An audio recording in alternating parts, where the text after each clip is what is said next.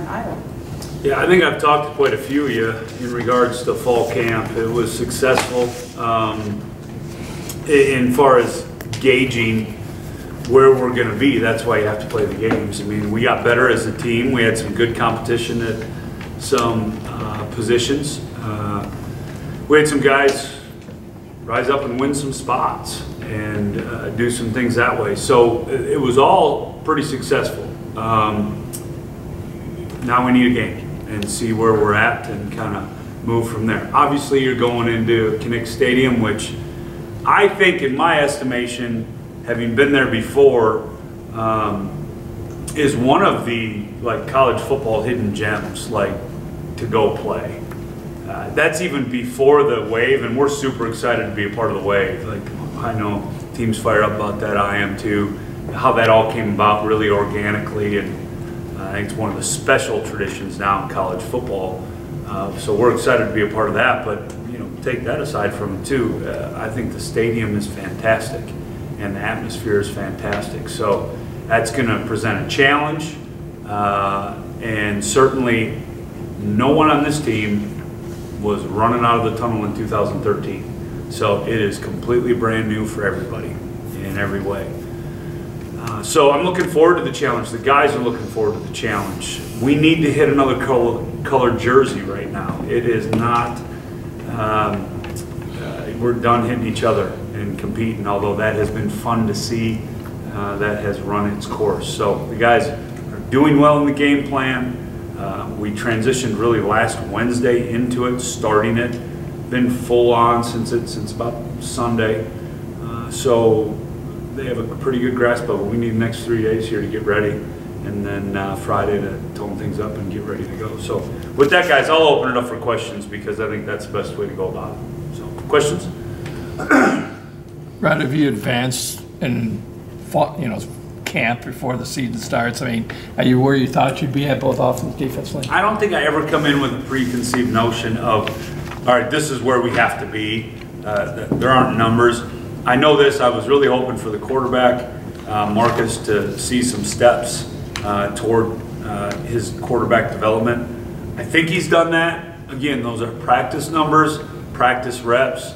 I do like to command the leadership, all those things. And I like that. So I would say that that has probably happened, but you never know until you get there. But the rest of it, I think you hope to, really just to see everybody move forward, and I have for the most part. What have you seen the most out of Marcus as far as development, as he's been kind of the number one guy this Well, year? and that's a good question. Operational control and delivery of the ball on time, I think, are the two things that come with confidence. He already had the experience, right? Now I needed to add the confidence to it. He's done that.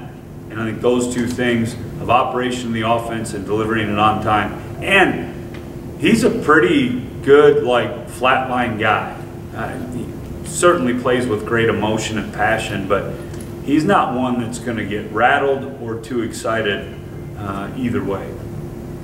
You've had that in your quarterbacks, it seems like, right? That kind of characteristic? Yeah, we have, and I like that in our guys. So, like I said, the standard around here for quarterback play is extremely high. And so he's getting measured maybe against an unfair standard. That's what it is here. So buckle up, big boy, and let's see what you got. How do you think that flatlining, as you put it, helps in a situation like Saturday when he's playing at a stadium? When you got 90,000 people? Yeah. On third down yelling at you, I think flatlining's pretty good. I always say this about leaders, is that, as a quarterback, you're a leader, and he's done a good job developing that too, is if you are feeling nervous or acting excited, any of those feelings, what do you think the rest of the team has already been feeling? So, understanding that and manipulating that a little bit, I think, is very important. Most of you guys have played in big stadiums, though, Nebraska last year, so is going into a big stadium, a hostile environment, not quite as big of a concern for you as maybe some of us make it out to be? Oh, if you're not concerned about it, I don't think you should be in college coaching. I can tell you that. I think we're concerned about it. Do we fear it? Absolutely not. We've been there in those situations with this group of guys. We'll be at a different stadium, but Nebraska is a special place too with that. So we certainly are concerned with it, and concern breeds being detailed, I think. And that if you're not concerned, sometimes you can get sloppy with the details. Certainly feel like we're on our way to addressing that concern, and you do that with the small little things. What does it do to open the season with a game like this? You guys have done that in the past. Yeah, it's exciting. Last year we had BC in here, and that was really exciting too. This year we're going to Iowa. Years past we've opened up at Iowa before, and different things. It breeds a good bit of excitement from, I think, everybody, and that's the important thing, from our fan base, from the media side of it, from the coaches to the players. Yeah, I think that's all positive. I don't think there's anything negative in having that as your first game. I know there was that big thing made about week 0 should be for the non-autonomous 5 or group of 5, whatever we're being called now today. I like this. This is what I like. Have they changed that much, maybe, from the game plan? So you saw 213 when you played them? Well, I tell you, the one thing that makes Coach Ferentz and his program so something that you want to emulate and so respected is that they certainly have changed, but at the core of who they are the same. The belief, the fundamental base schemes are there, and that's like very, very something I admire. So the answer is yes and no. They certainly have changed. They have different players, but their fundamental core strategies and core fundamentals have not. Mr. Sutton, is he a different dude right now with everything that's gone on the past few months with that guy? What's he like on the field? Yeah, I don't know how you couldn't be a different person from last year compared to this year. Last year going into this game, I was sitting here telling you guys, hey, I think this kid could be pretty good. And now this year, I mean, how many articles have been written on him? I guess I don't know, but a lot on the thing. So yes, he's absolutely different is the short answer. The long answer to that is really easy. He's embraced that. I don't think you can fight that. You can't try to be what you were. You have to be what you are.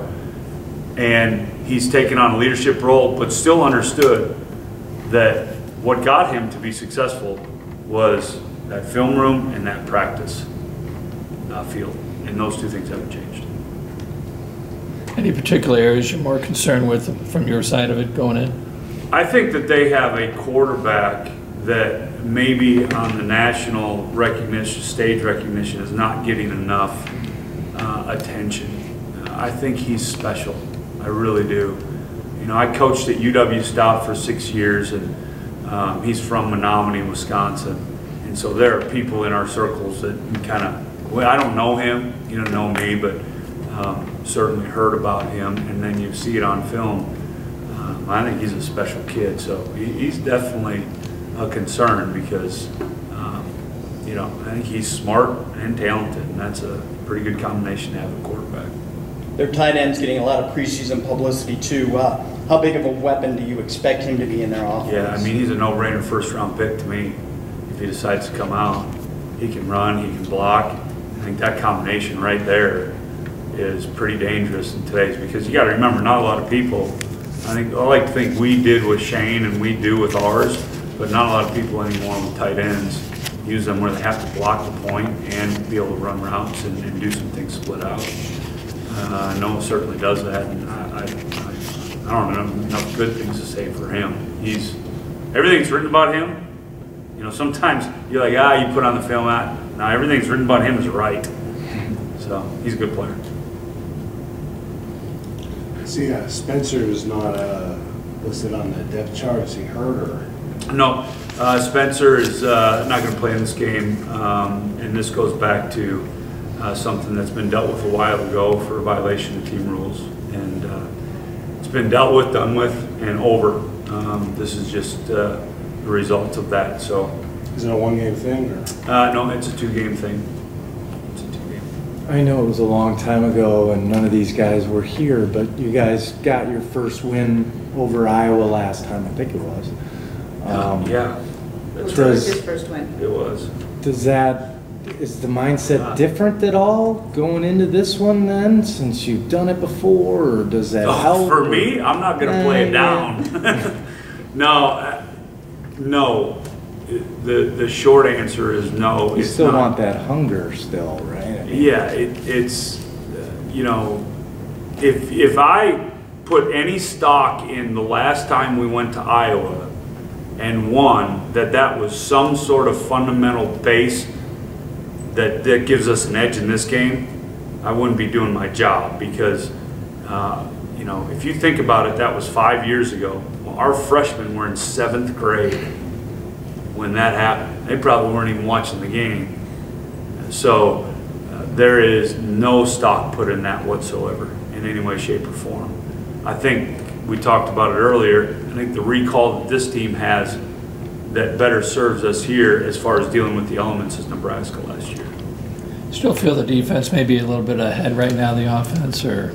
I think the offense caught up by the end of fall camp. I really do.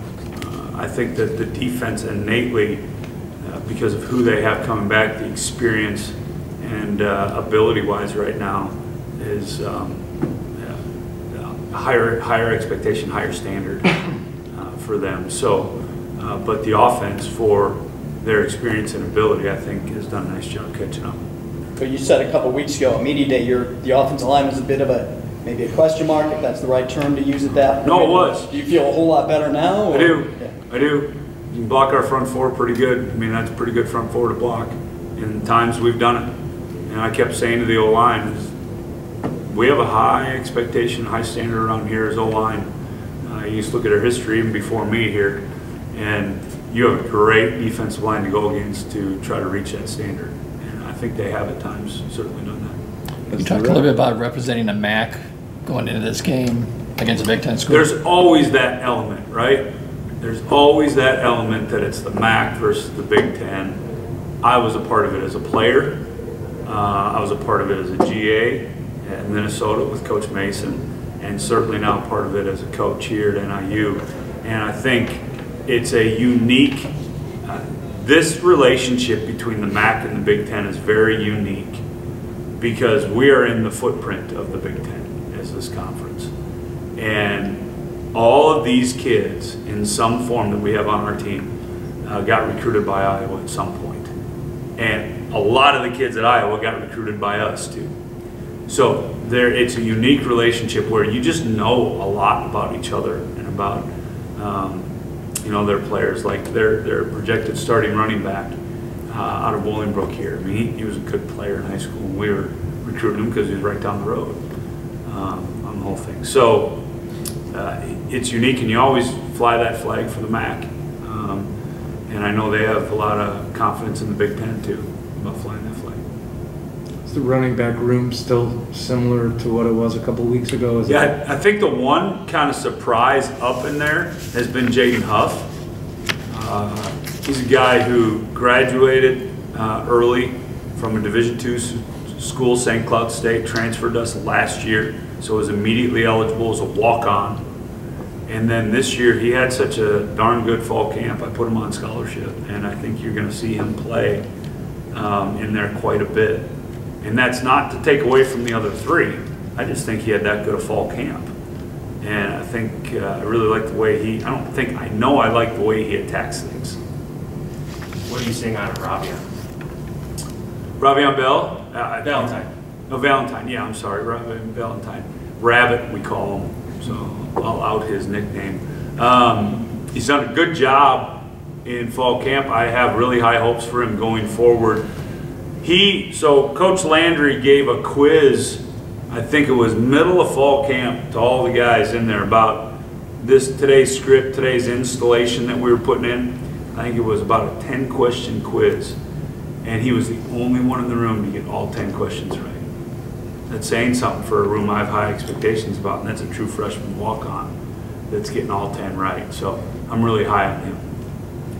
You can talk about how much a win would jumpstart this season, considering who you guys got on the schedule and everything. Well, it's been a while since we won our opener. I know that it would help a ton that way. So I think winning your first one is always a huge deal. It doesn't mean anything going into the second one, except for you feel better about yourself on Sunday. But absolutely, winning your first one, you can't underestimate that. We've been on it on both sides. So, yeah, I agree with you. It would jumpstart a lot of things on Sunday morning for sure. You talk about representing the MAC and flying the flag. How does the recent success you guys have had against the Big Ten, with 4 out of 5 or whatever it is, winning that, does that factor in one way or the other? Well, like I said, I think the Nebraska one gives us a little recall from stadium perspective and environment perspective, although they're 2 different ones. Other than that, I think that's a number that people like to look at and say, the Huskies are 4-1 against the last 5 Big Ten opponents. A lot of the guys weren't on these teams.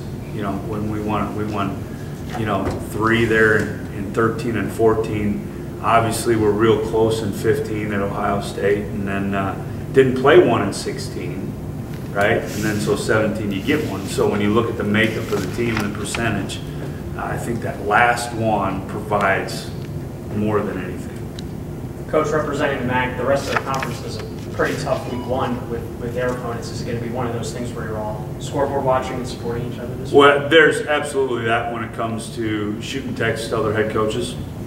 You bet. Now, I didn't know week 1 was heavy like that because I don't check the scores till after games, but certainly love to do that. Shoot guys congratulatory texts like that. It's fun, and I've gotten those too from other guys, and it's a neat feeling. Just a well-prepared team. I hope. It's kind of my job. I hope we're working to get there. Yeah. I mean, they're smart and they're receptive and they're dialed in. Now we have to execute that in practice here today, tomorrow, and Thursday, and then certainly wrap it up Friday. I'm never one that hay is in the barn. Okay? I never one you can keep coaching all the way up. Comes a point when your best coaching is leaving them alone a little bit too. But when it talks to being prepared, I think you're trying to get prepared all the way till that first kickoff. Again, this is the type of games these guys, why they came here. I mean, the type of games you want to get into. Yeah, absolutely. From the athletic standpoint, Yeah. I think the first reason they come here, Education, this place fits them in the education for sure. But I think this is a huge deal. Non-conference wise, and the conference is going to is another big reason why they come here, because they see it's a great conference too. So, but these games certainly add the excitement. They love it. Center, Marcus Childers. Quarterback, Mykelti Williams. Safety, Jack Heflin. Defensive tackle. So, questions for the players? For everyone, Coach was talking about the recall of playing in Big Ten Stadium from last year. How excited are you guys to do that again in a different environment to open the season? Mykelti? It's pretty exciting to get an opportunity just to go out there and play and showcase our talent against another team. So it's been a long camp, but I think we're ready to play against a different team. Luke? Yeah, I mean, same thing that he said. It's always fun going into an environment like that. It's when you're growing up watching college football, wanting to be a college football player, those are the type of venues you want to play in. So it's going to be a good time. Jack? Just piggybacking off of what Mykelti and Luke said, it's just the atmosphere is going to be great, and it's going to be fun playing in there, and it's going to be electric, and it's just playing against a Big Ten opponent. I mean, you always got to love playing against the Big Ten.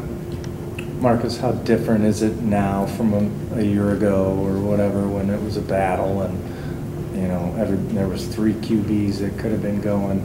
Does this feel like your team now a little bit? Of course it does. Going into camp, knowing you're the starter, it's kind of a presence you get to set with that team and your teammates that, hey, this, it's me, and here we can go, get better as a team, as an offensive unit. So from last year to this year, it's just a lot more confidence in myself and in my teammates, because I got to go through camp with them and pick all the 1 reps. So there it is. So. Marcus, what's it like going in and starting in the stadium, you know, like they have in Iowa, you know, 90,000 fans and everything? You know, it's always been a dream of mine to play in that kind of venue. You know, growing up, wanted to play in, you know, the big time schools and play like that. So it's going to be real fun to kind of see where we stack up as a team. And it's going to be a lot of fun, you know, playing in front of 90,000. So. Luke, how different is the offense right now, again, compared to a year ago, and just with the development of the guys that have been around?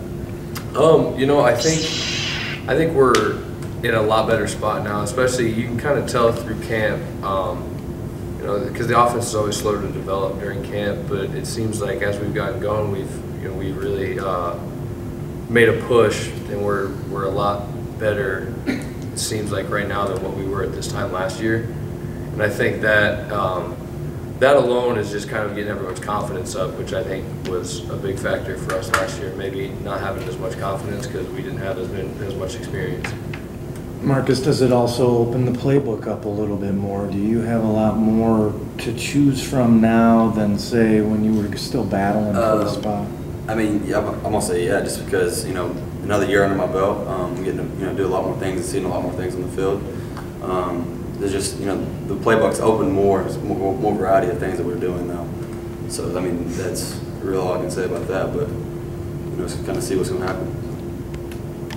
Marcus, you played last year with receivers like Christian Blake, Chad Beebe. Like, how are you meshing with the new first-team guys now with those guys going? You know, it's always hurtful to see those guys go, you know, don't get to play with them again, but, you know, some of those guys that have stepped up to the, you know, to the role of, you know, being on, you know, the team, you know, being some of the starters, they've really grown up in the last 6 to 8 months. You know, people like Cole Tucker, Leon Payne, you know, they've really stepped up and understand, like, hey, I have to get better every day. So it's just, you know, it's kind of wondering to see how they're going to do in that atmosphere. So. Jack, I hate to ask about somebody else, but what have you seen differently in Sutton with everything that's gone on these past few months, all the attention that he's gotten? Has that changed how he prepares, who he is, whether it be in a good way or not? He's the same old Sutton, same electric atmosphere. I mean, just the way he is, and he brings it every day. I mean, he works hard in the film room, he works hard in the weight room, he works hard on the practice field. I mean, he just brings a certain energy and vibe around him, and he's fun to be around, and I mean, he just brings the best out of you and the people he's around. This is for both defensive players. Just what's it do for you guys as a defense to have like all the attention, preseason attention from the media, from the awards, all that stuff on Sutton? Does that kind of open things up a little bit more for you guys, you think? I think it does, but at the same time, we really can't worry about things like that of that nature. We're just focusing on doing our job and being the best we can be on Saturdays. Yeah, that's the same thing Kelty said. Is, I mean, Sutton gets all the attention, but we all do our job and just keep focusing on doing our job and working hard every day and just doing the same thing we did last year. Just build off that and have a better year. How much fun are you guys going to have trying to stop this Iowa offense? It's a little different, little dynamic out there. What are you looking at? What do you have to do? I think we have to definitely execute our game plan that we had set in place. Our coaches do a great job of putting us in place to make plays. So I think the biggest thing for us is just executing our game plan and sticking to what we know. Yeah, that's what Iowa, they're going to run the ball, so you got to stop the run against Iowa, and they're going to let you know they're going to run the ball. They're a power team, and they're strong up front, and they have good running backs, and they're going to lean on the run game, and they're going to use their tight ends a lot, and they have young wide receivers, but they're good wide receivers, so they're going to do whatever they can to get it going, and when the run gets going, that's what you got to stop on Iowa. You guys got to look at this as a big challenge to start, right? Oh yeah, great challenge. Gotta like that. Which, do you like that? What is it like starting a season off against an Iowa? Is it almost like some pressure that you know, there's no time to warm up? Honestly, I don't think there's too much pressure. I think it's another Saturday that we have to go out there and execute our jobs. So I wouldn't say it's a lot of pressure, but it's definitely a great challenge that we have. And I'm excited to face it. I know everybody else is excited too. So I said playing in I mean, NIU, we always try to we always hold ourselves to a really high standard, and got to play the best to be the best, and we want nothing less. Jack, you have some connection to Iowa, your family? Yeah, I have a good amount of family. My step-uncle, of course, he's the owner of Cedar Valley Steel, and he does a lot of their steel work for them for their renovations. So a lot of family. A lot of my family who lives in Iowa are season ticket holders. So so it's going to be a fun game and little in-family rivalry going on. So who are they rooting for on Saturday? I don't know. They say they're rooting for me, but they say they're getting divided jerseys. Kind of another atmosphere question for you guys, the wave that they do at the stadium, how excited are you guys to be a part of that? Because it's a pretty special tradition that they've started. I'm actually really excited for that. I watched a video on that a couple months ago, and I just think that's really cool. You know, and that's another thing that being a college football player, you want to give back to as many people as you can. I think if we can be a part of that, that's awesome. So, Marcus? Honestly, I haven't seen that yet. Actually, we'll check it out after this, but just like Corbin Lee said, just playing in an atmosphere in front of 90,000, it's always been a dream, a dream come true. So just can't wait for it on Saturday.